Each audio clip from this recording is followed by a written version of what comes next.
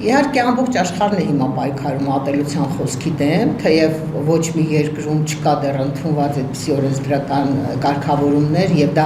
շատ բարդ է ասել, որ Հայաստանը ոնց կարող է, հա, առաջ մի ոտ առաջ մյուս պետություններից են զարգացած երկրներից ինքը նախաձեռնել այդ տեսակ process, բայց ենթադրենք թե բարի նպատակով ուզում են ատելության խոսքը սահմանափակեն։ Նախ հենց ատելության խոսքը իրենք են տարածում, այս նույն մարդիկ ովքեր որ ուզում են դրա դեմ պայքարեն, նույն Նիկոլ Փաշինյանի բոլոր ելույթներում կա ատելության խոսք, բոլոր անխտիր, չկա մի ելույթ, որտեղ դու չգտնես ատելության խոսք որևէ խմբի, որևէ անձի, որևէ թիմի նկատմամբ, այո, եւ երբ որ ինքը դա գեներացնում է, հետո խոսում է ատելության դեմ խոսքի դեմ պայքարից, դա ուղղակի զավեշտի ու չգիտեմ, ծաղրի նման է։ Եվ երկրորդն էլ այս նախագծում ինչ են արել, շատ հետաքրքիր բան են մտածել, ուրեմն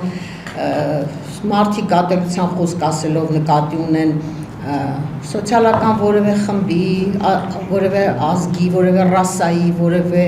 կրոնական հայացքների համար իրենք ավելացրել են նաև քաղաքական հայացքների համար ատելության խոսք, որը շատ վտանգավոր է։ Այդ մեր էքսպերտը ասաց, որ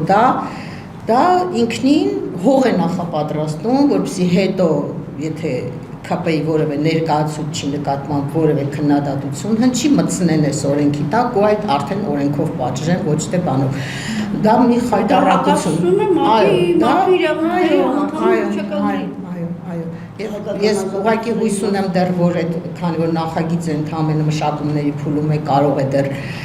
կանգնեցնեն, հա, ինչ որ էքսպերտներ միջազգային կամ չգիտեմ Վենետիկ ուղարկեն կամ ինչ որ մի ձևով դա